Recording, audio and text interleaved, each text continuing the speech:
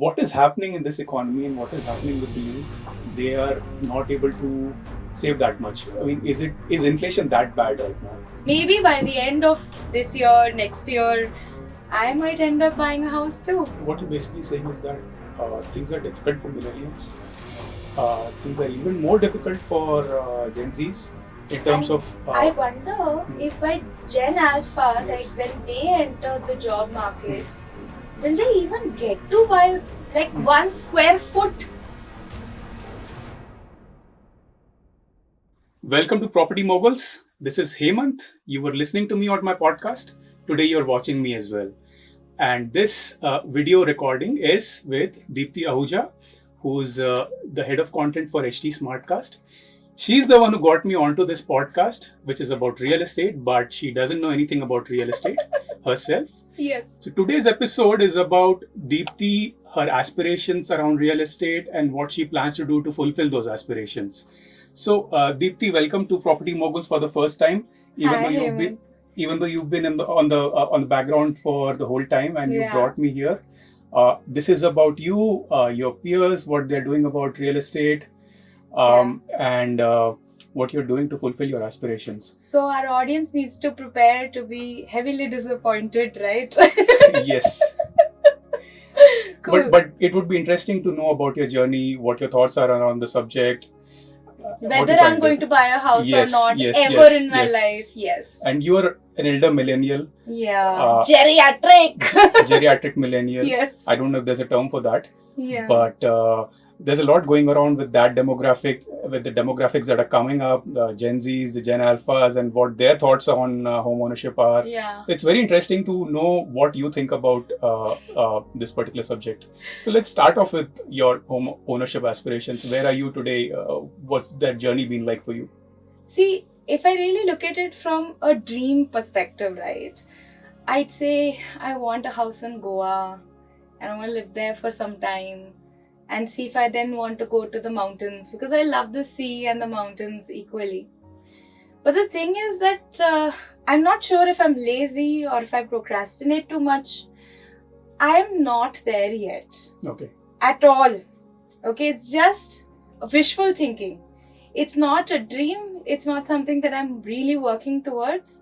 And I do have my hang-ups about putting my feet somewhere, planting it somewhere. So there is that as well. And I think it's more to do with how we were brought up and the conditions that we are living in today. But more on that once you start taking my class, because obviously I know nothing about real estate. Deepti, you're a content creator, you're a writer, you've produced a children's book, you're doing so many podcasts, you've done some filmmaking as well, if I'm correct. Yeah. So you belong to that performance arts community. Yeah. What does your community think about this whole subject? So we're nomads. I mean, initially we were occupationally nomadic. Now we are generationally nomadic. Everyone I know who is in any field, they're mostly running around after the job they're getting in some odd city. So I'm not even sure if any of our, I know a lot of people, couples who sort of got together traditionally, love marriage, arranged marriage, what have you, and then they bought their homes. And they also bought their homes because of the generational wealth that they inherited. And I am one of those people, but I'm still just, my mindset is so like, I don't know where I'm going to be next, which city I'm going to be next. I mean, I've been in HT Smartcast for 5 years, and this year, every month I've traveled to a new city. So I'm like, how am I supposed to manage it? It's overwhelming. Generationally nomadic, that's a new one for me. Can you just explain that a little bit in the context of this economy? I mean, all the struggles that people have today. So it's clearly a gig economy, right? I mean, you go wherever your work takes you, no matter who you are, no matter where you come from. And then there's this whole idea of what is it called? Where you work from anywhere in the world. There's some term I'm forgetting the term. Yeah. It'll come to us. It'll come to us after we're done with the recording. Remote working or something. Yeah. So, I mean, it was our generation that actually got the benefit of something like that. Also, ever since I started working, which was back in 2007. Ever since I started working, I've been in one city for no more than 2 years. Which basically means that I really haven't had a chance to plant my feet anywhere. And now that I'm in Delhi for the past 5 years, 5-6 years, I'm at home, I'm with my family, like my parents. I mean, I'm not married. So there is that as well, you know. So are you waiting for somebody to come along and help you buy your dream home? I'm not sure yet. I really need to find out if I'm going to stay in Delhi for the rest of my life. Okay. Initially, what used to happen was with our parents' generation, or even, you know, Gen X, for that matter of fact, everyone used to have stable jobs. They were not getting fired left, right, center. Yes. They were not. They were earning enough to feed themselves, enough to have a family, enough to pay off their student loans to begin with, right? Enough to sort of take care of their parents as well, enough to stay with them. And so then it made sense to sort of buy a house. But people like us, I don't know what to do. So basically there's a lot of uncertainty about everything. Extremely. And that makes it difficult to take that really difficult decision anyway, right? Correct. Yeah. Correct. Once you buy a house, you are supposed to be physically present. Yes. In some place. You're required to be there. Otherwise, people will squat in your property and then, you know, we've all heard those stories. Yes. Right? Yes. And it's been so difficult to get the squatters go. So among your peers, if you have to cite at, you know, one example that you want to follow in terms of ownership or not having buying a home at all, which would those examples be? What are those lives like that your friends are leading? So people who bought homes are either people who have had generational wealth, or they have ailing parents, and you know, they wanted to remove their parents from the villages or the small towns that their parents were living, sell all of that property and come to a city that they knew they were going to stay in for the rest of their lives, or at least for the next 10 years, right? Or they are, you know, family, baal bache wale log, who again have a little bit of generational wealth, ended up with that regular route of, you know, tech and MBA, and only MBAs get to have that luxury of. Not true. Come on, yaar, please. अच्छा ठीक है ना, statistically not true. But दिल से आवाज तो यही निकलती है कि only people from the business side, like I'm telling you, people who are standing behind the cameras at this point of time are smiling away because they know I speak the truth. So people who are on the business sales side, marketing side, people who've done their MBAs, people who are in tech, there are industries that do reward you more. So I'm an artist. I'm a content you mentioned creator. Marketing, tech, and MBAs. Business, sales. And business and sales. Yeah. I am a homeowner and I'm none of and those you're five a things. content com head. I'm a content creator. Yes. So there are always exceptions, and you're also a little older. You are not a millennial, please. I'm an older millennial. Really? Wow. Yeah, I look older. Yeah, I look older. But I stand to learn a lot from this man. Maybe by the end of this year, next year, I might end up buying a house too. Yes. It's not that difficult. I mean, if I could do it, then anybody can. That's what I always say. Okay, moving on. What would you like to buy eventually? I mean, because everybody needs to buy something, right? I mean, you're going to get to a point in your life where you need to stop. You need a shelter over your head. What would you like to buy at that point in time?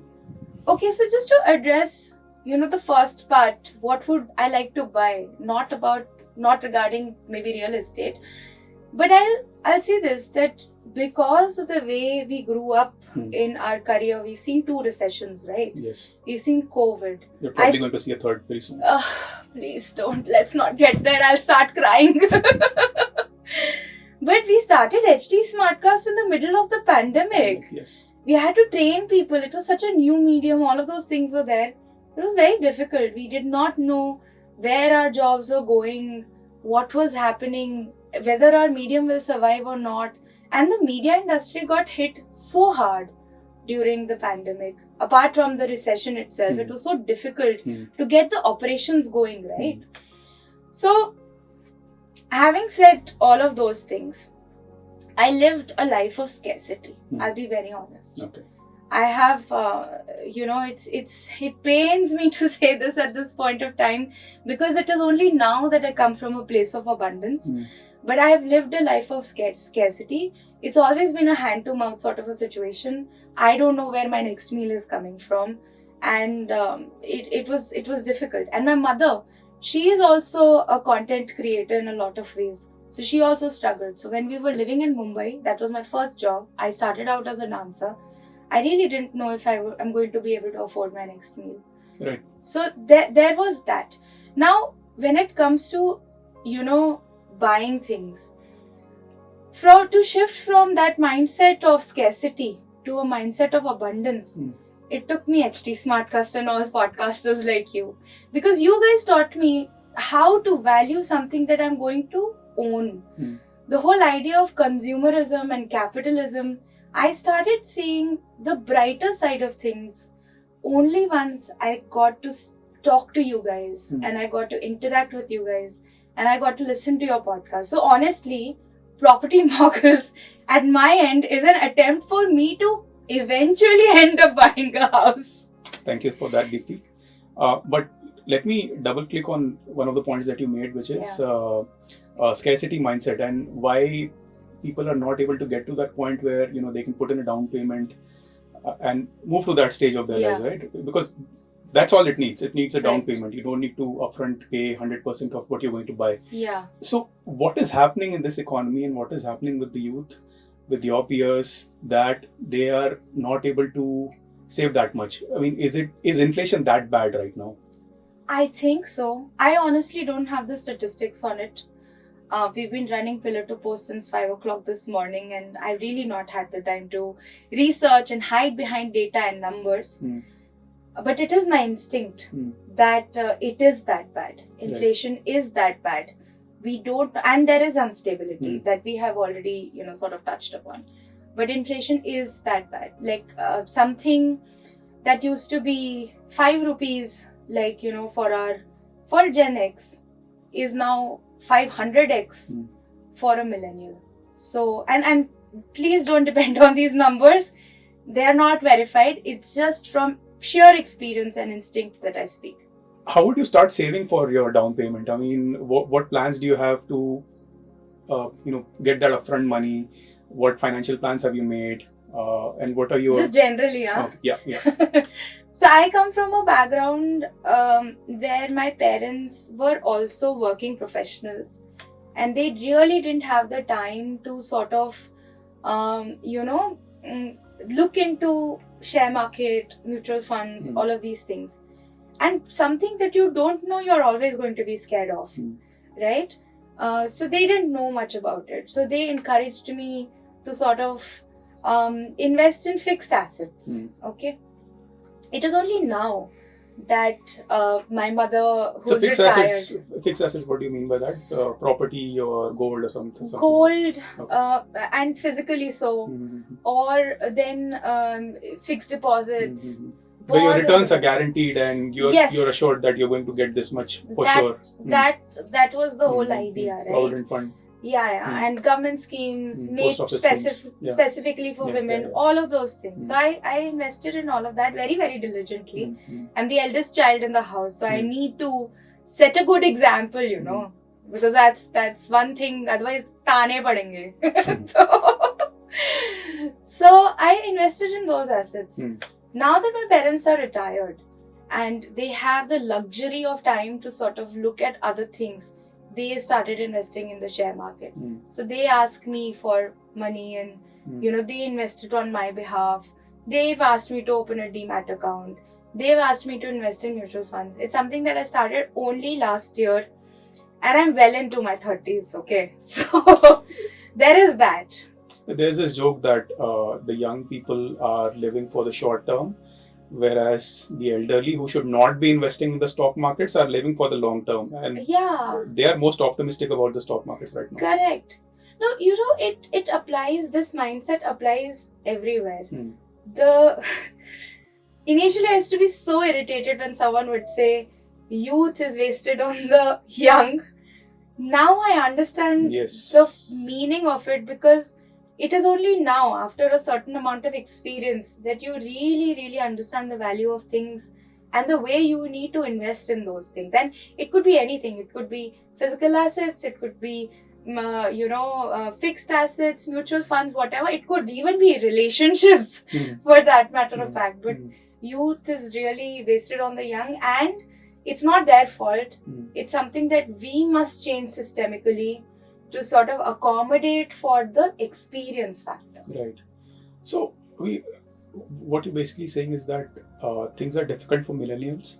Yeah. Things are even more difficult for Gen Zs in terms of. I wonder if by Gen Alpha, Yes. like when they enter the job market, will they even get to buy like 1 square foot Right. of property? I'm wondering if you could just elaborate. I wonder if my nieces and my nephews will ever get to buy property. Sure. So fractional ownership is on the rise. What do you mean by that?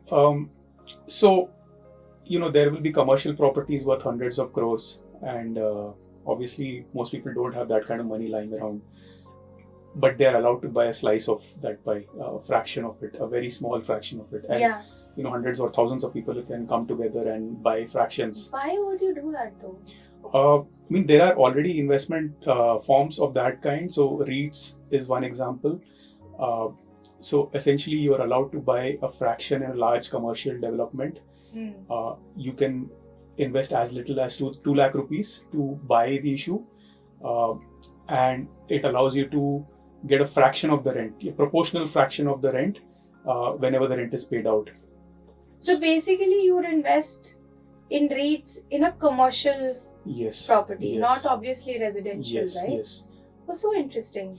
And there's another thing happening right now, which is small and medium REITs, which is what we are planning to talk about in an upcoming episode. And essentially what that means is that earlier you had these gigantic REITs, very well-known developers owning properties worth thousands of crores. But here your property could be worth a few crore and people can still buy a fraction of that.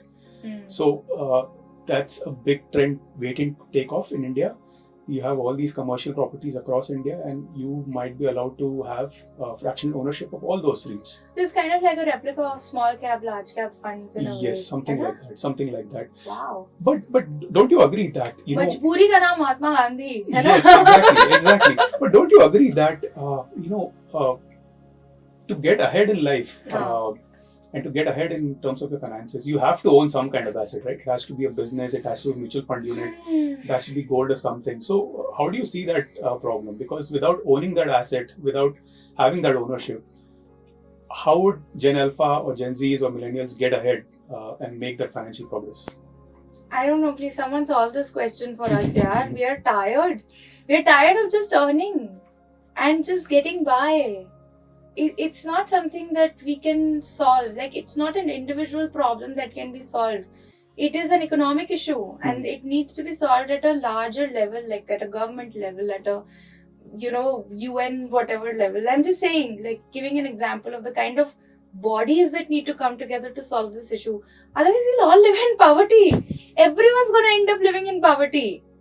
So what's the solution to that? Tax the rich? I'm not sure if that is the best solution. Yes, sure, it is one of the solutions, I think. But I think also accommodating, this whole idea of quota, right? It should be applied to everything by. How would you apply that to real estate though? I really don't have an answer for that. And I don't want to simply just say, replicate how quota is, because quota as a concept doesn't work very well even now. Like, just yesterday I was having this conversation with my cousin who has a 1-year-old kid who is going to be Gen Alpha, and he's just bought this house that we are living in Bangalore. And I was like, what? So then we were talking about diversity, we were talking about diversity hires, because both of them are in the HR space.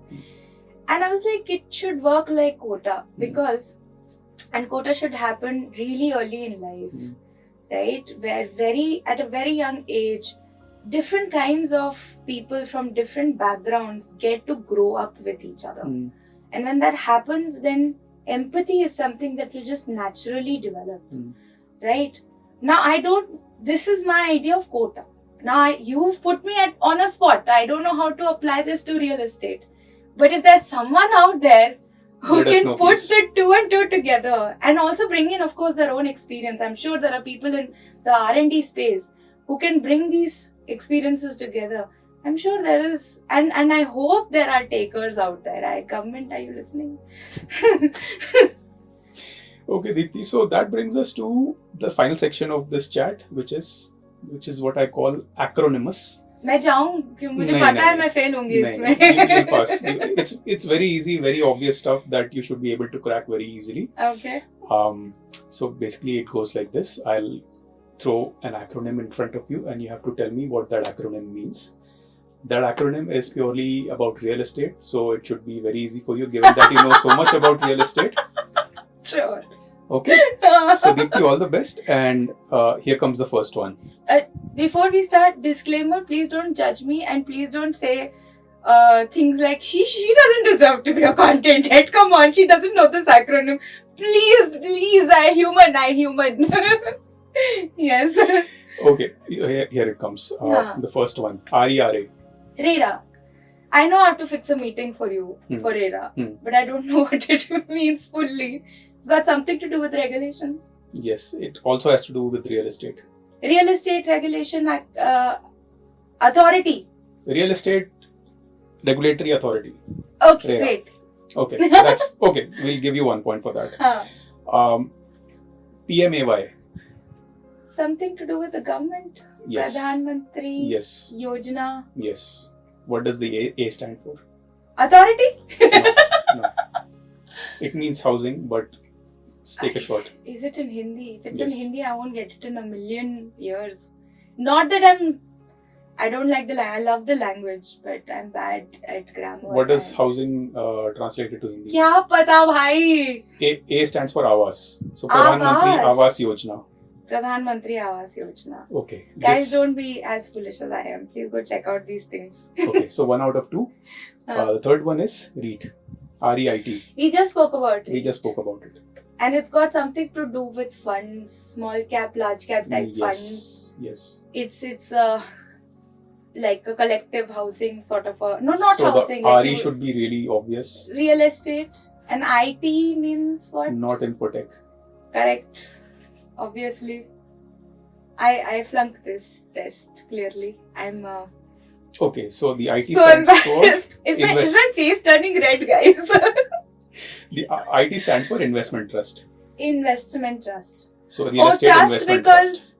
Got it. Trust because The development is owned by the trust. The development is owned by the trust, and then there are different REITs, right? There are barely about 4 right now. Okay, 4 REITs. Just 4 in India. And they contribute towards cooperatively people buying like property. Yes, they. You get a fractional piece of the real estate, and then you get a proportional share of the rent. This is a very interesting concept. I think it allows me to be the nomad that I am. Yeah. And so also allows me to own something physical. Yes. I'm going to look forward to the episode that you're going to do on REITs. So that's 1 out of 3. The fourth acronym is FSI. मैं जाऊँ? मेरा हो गया. मैं जा रही हूँ. मेरे को घर जाने दो. We talk about it so much. FSI. All the time. I mean, it's a problem in the cities. Clearly, my head is in the clouds. I flunked this, sir. Okay. It means floor space index. Oh my god. Okay. Okay, the final one is UDS. हो गया मेरा. हो गया. हाँ. Okay, undivided share of land, which you probably have. How? Through your parents, the property that you own. Oh, so how is it undivided? I mean, if I have siblings. Okay, right. You don't live in an apartment, right? If you live in an apartment, you probably have. I live in a very interesting sort of a space. Like, I mean, these days, this is what builders are doing. If you don't have the money to reconstruct your house, they'll buy one floor from you, and then they will rebuild it for you. You can have the roof rights, you can have the basement rights. Now I don't know what it's called. Will it come under undivided? So how it works is basically there's a large construction. It could be an apartment where multiple people are living. So each owner, each flat owner has a proportional share of the land upon which. So that should be like a REIT, no? That's actually UDS. It's called UDS. Really, it is still. Yes. So you only own your house. You don't own the land, but you have a proportionate share of the land. So that is UDS. That's UDS. And that is what. Yes. Oh wow! I didn't realize that this is undivided share of. Yes. Ownership. Yes. No. Yes. Okay. Undivided share. Wow. Wow, I need to really speak to my parents. I get involved in this thing a little more often. I'm embarrassed. And thank you to our producer Radhika to bring me to this realization, this happy realization. that you already own something. Really. That I own something and that I don't know anything about it. So I might as well do that because that's a very dangerous situation to be in. And I'm sure we all own something, yeah? Through our parents, yes. through our relatives, we yes. all end up owning something or the other. Yes. And if we don't have enough information about it and we don't speak to our relatives or guardians or parents about it, there's a fair chance that, while they're passing it on to you, and they are maybe no more because death is certain, you might end up losing ownership. So yes. thank you for that very, very... Most welcome. And thank you for happy and serious realization. And thank you for coming to this chat. So how are you feeling on your first video podcast episode? I would love to look at the recording and see how it turns out because I sometimes come across as stiff. So that's something that I might have to work on. No, we accommodate for all kinds of personalities here, sir. I am neurodivergent, so come on. Sure.